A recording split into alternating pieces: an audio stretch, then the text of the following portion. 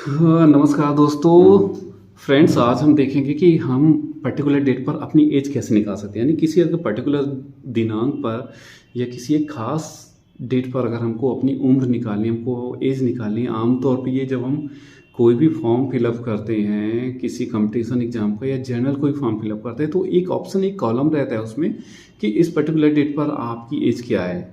Generally ये अगर हम आर्मी के एग्ज़ाम दे रहे हो, आर्मी में जाना चाहते हैं, पुलिस में जाना चाहते हैं, अदरवाइज या किसी भी आप कंपटीशन एग्जाम में सम्मिलित होना चाहते हैं या पार्टिसिपेट करना चाहते हैं, तो आपको ये वाला एक कॉलम रहता है, ऑप्शन रहता है, जिसे आपको फिलअप करना होता है कि उस पर्टिकुलर डेट पर आपकी एज क्या है, इस दिनांक पर आप कितने वर्ष, कितने माह, कितने दिन के हो गए हो, ये भरना होता है। तो उसको निकालना ही बहुत आसान सा तरीका है उम्र निकालने का। उम्र कैसे निकालते हैं, how to find age on a particular date. सबसे पहले आपको वो डेट लिखनी होती है जिस डेट पर आपको उम्र निकालनी है। यानी आपको जो डेट दी हुई है कि आपको इस डेट पर अपनी उम्र को कैलकुलेट करना है, अपनी एज को कैलकुलेट करना है कि इस पर्टिकुलर डेट पर आपकी एज क्या होगी, तो आपको वो पर्टिकुलर डेट लिख लेनी है। फिर इसके बाद आपको अपनी डेट ऑफ बर्थ, जो आपकी डेट ऑफ बर्थ जन्मतिथि होती है, उस जन्मतिथि को लिख लेना है। ये दोनों चीज़ें आपके पास रहें। आपको अपनी डेट ऑफ बर्थ मालूम होनी चाहिए और वो डेट पता होनी चाहिए जिस डेट पर, यानी जिस दिनांक पर आपको अपनी एज को कैलकुलेट करना है, यानी आपको अपनी आयु को निकालना है, उसकी गणना करनी है। जिस दिनांक पर उसकी गणना करनी है, उस दिनांक को आपको पहले लिखना है, ऊपर लिखना है, और उसके नीचे आपको लिखनी है अपनी date of birth. First number में आपका रहेगा, आप जो जिस डेट पर आप कैलकुलेट कर रहे हो, जिस दिनांक पर, उसके नीचे आपका डेट ऑफ बर्थ रहेगा। आप ईयर वाले सेक्शन के नीचे ईयर वाला सेक्शन लिखना है, मंथ वाले सेक्शन के नीचे मंथ वाला सेक्शन लिखना है, डेज वाले सेक्शन के नीचे डेज वाला सेक्शन लिखना है। ऐसा नहीं कि इधर डेज, इधर मंथ, इधर ईयर है तो डेट ऑफ बर्थ पहले मंथ, डेज फिर ईयर। यानी ऐसा नहीं, सेक्शन एक जैसा होना चाहिए, ईयर, मंथ एंड डेज। इतना करने के बाद, इतना लिखने के बाद आपको ये देखना है, ईयर वाले सेक्शन को छोड़ के आपको मंथ वाले सेक्शन में और डेज वाले सेक्शन में थोड़ा सा माइंड करना है। आपको देखना है कि जो ऊपर जिस डेट पर, जिस पर्टिकुलर डेट पर आप कैलकुलेट कर रहे हो अपनी एज, यानी जिस दिनांक पर आप अपनी एज की गणना करने जा रहे हो, जो आप ऊपर लिखे हो, तो उसका मंथ वाला सेक्शन, डेज वाला सेक्शन नीचे के मंथ वाले सेक्शन और डेज वाले सेक्शन से ग्रेटर होना चाहिए। यानी जो मंथ वाले सेक्शन में जो नंबर, जो डिजिट्स लिखी गई है, और डेज वाले सेक्शन में जो डिजिट्स है, वो दोनों डिजिट्स नीचे वाली दोनों मंथ और डेज से ग्रेटर होनी चाहिए। यानी जैसे नीचे यहाँ पे हम देख रहे हैं, लिखा है थर्ड मंथ, तो ऊपर 7 है, ठीक है, माइनस हो जाएगा, चल जाएगा। ऊपर लिखा है 1, नीचे भी लिखा है कि ये भी ठीक है, इक्वल है, माइनस हो जाएगा। ऐसा नहीं है कि ऊपर वाली नंबर छोटी हो जाए, छोटी हो जाएगी तो माइनस होगा नहीं, क्योंकि हमको सेपरेट सेक्शन को माइनस करना है। ईयर वाले सेक्शन से ईयर वाला सेक्शन माइनस होगा, मंथ वाले सेक्शन से मंथ वाला सेक्शन माइनस होगा, एंड डेज वाले सेक्शन से डेज वाला सेक्शन माइनस। यानी यहाँ पे हमको सेपरेट माइनस करना होता है। ऐसा नहीं होता कि हम कैरी लेके माइनस कर सकते हैं। जो जनरल माइनस करते हैं वो रूल यहाँ पे नहीं चलेगा। कैरी लेने वाला रूल चलेगा आपके केवल सेक्शन में, जो आपका सेपरेट सेक्शन है। अगर ऐसा कुछ होता है कि ये कम है, तो हम आगे भी एग्जाम्पल नीचे देख लेंगे। तो सबसे पहले इसको देख लेते हैं। जैसे ईयर में हो गया 2023, यानी 1 जुलाई 2023 को, 1 जुलाई 2023 को कोई पर्टिकुलर व्यक्ति जिसकी जन्मतिथि है 1 मार्च 1990, उसकी आयु कितनी होगी 1 जुलाई 2023 को। यानी 1 जुलाई 2023 को एक व्यक्ति है, उस व्यक्ति का नाम कुछ भी मान लीजिए, सलमान, आमिर खान, सलमान खान, या जो आपका नाम हो कुछ भी मान लीजिए, जिसकी डेट ऑफ बर्थ ये लिखी है 1 मार्च 1990। यानी 1 मार्च 1990 को जो जन्म लिया है, जिसकी ये डेट ऑफ बर्थ है, वो 1 जुलाई 2023 को कितने डेज, कितने मंथ, कितने ईयर का हो जाएगा। तो चलिए देख लेते हैं। तो ईयर वाला सेक्शन हमने पहले चेक कर लिया कि तीनों सेक्शन जो है, ईयर वाला सेक्शन जनरली तो ऊपर का बड़ा ही होगा। बाकी 2 सेक्शन हम देख लेते हैं कि दोनों सेक्शन, नीचे वाले दोनों सेक्शन से ग्रेटर है, ग्रेटर और इक्वल है, इक्वल चलेगा, एक ग्रेटर होना चाहिए ऊपर वाला सेक्शन। यहाँ पे ईयर वाले सेक्शन से माइनस करते हैं, 3 में 0 माइनस हो गया, 3 आ गया।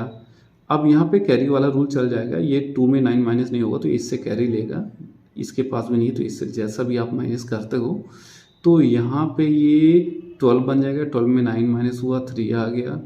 ये हो गया 9, 9 में 9 माइनस हुआ 0 आया, चूँकि ये कैरिस को दिया था फिर इसको दिया तो ये 1 हो गया, तो 1 में 1 माइनस हुआ तो 0, यानी ईयर आ गया आपका, ईयर हो गया 33, यानी 33 ईयर हो गया। इसके बाद मंथ वाला सेक्शन देख लेते हैं। 7 में 3 डायरेक्ट माइनस कर देंगे, 4 आ गया, एंड 1 में 1 माइनस हो गया, 0 आ गया, यानी डेज, जो डे हो गया वो 0 हो गया, जो मंथ हो गया वो मंथ की वैल्यू आ गई 4। यानी पर्टिकुलर या जो सलमान खान है या आमिर खान है या जो भी हैं, जो भी इनका नाम हो सकता है, हम सेलिब्रिटी का नाम ले रहे हैं as example.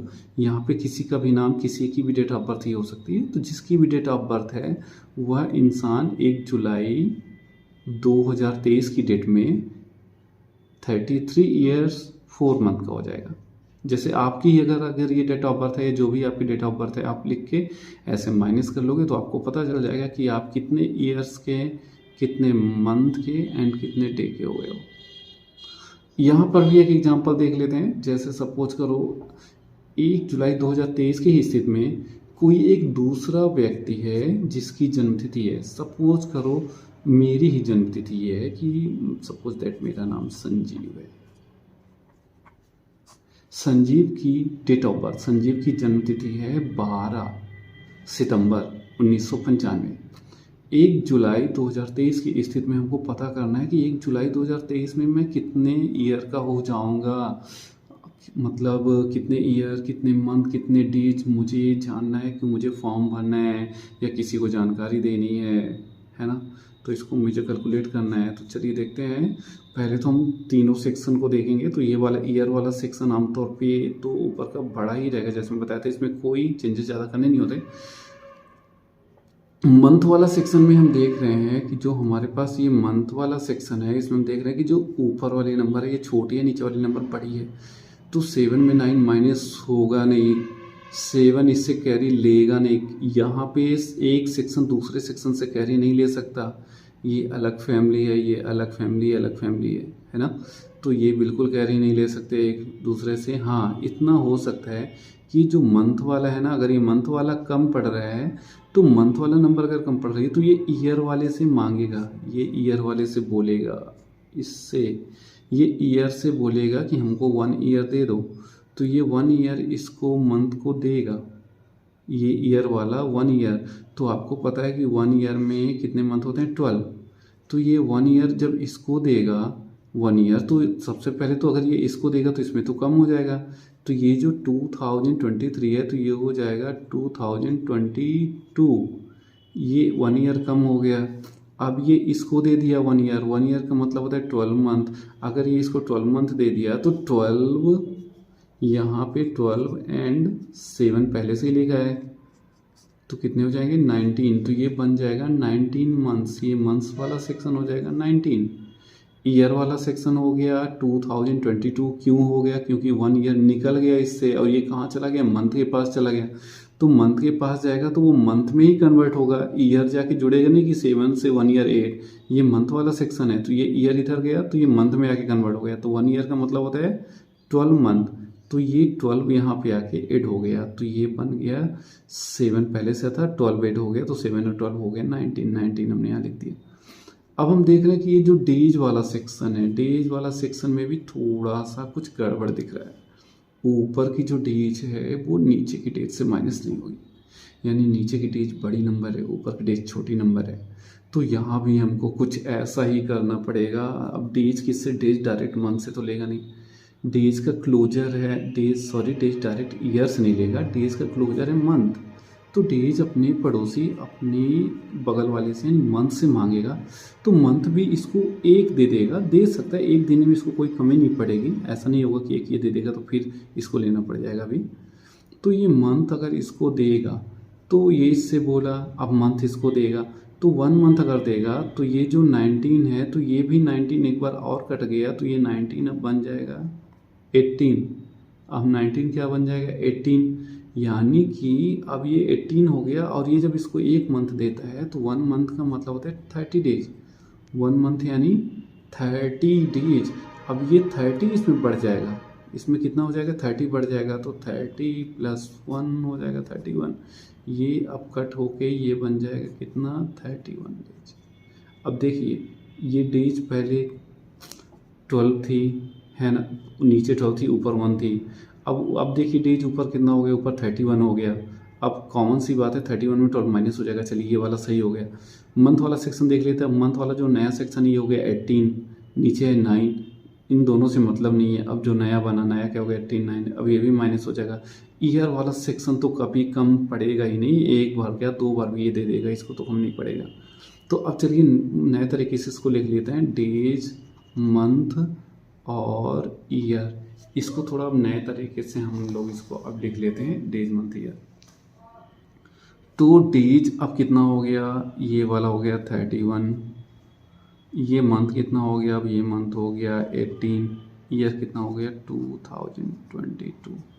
Date of birth no change, unchange जो होती है वो वही की वही रहेगी, उसमें तो कुछ भी छेड़खानी करनी नहीं है। आप सब कुछ चेंज कर सकते हो, अपनी डेट ऑफ बर्थ नहीं चेंज कर सकते हैं आप। इतना तो सबको ही पता होता है कि हम अपनी डेट ऑफ बर्थ में कोई चेंज, कोई बदलाव नहीं कर सकते हैं। डेट ऑफ बर्थ में तो कुछ भी करना ही नहीं है, वो ज्यों का त्यों ही रहेगी। चाहे यहाँ पे मंथ की जगह जितना लिखा हो 12 मंथ हो, चाहे 13 मंथ हो, अगर मिस्टेक है तो वो बात अलग है, बट इसमें आपको कोई वैसे चेंजेस नहीं करते हैं, मैन्युअली नहीं करना है। अब देखिए अब इसमें माइनस करते हैं, तो यहाँ पे माइनस सीधा सीधा जैसे नॉर्मली माइनस अलग अलग सेक्शन का अलग अलग माइनस करना है आपको। तो इस सेक्शन को माइनस कर लेते हैं, 12 में 5 जाएगा, यानी 12 में 5 के आगे 7।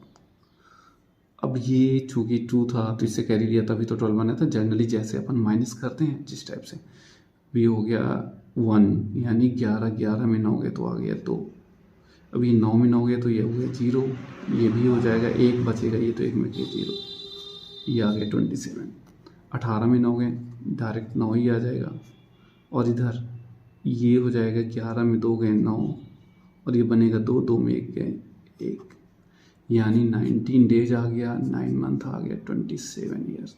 यानी कि डेज जो हो गया 19, मंथ जो हो गया वो मंथ आपका हो गया 9, एंड जो ईयर हो गया ईयर आपका हो गया 27।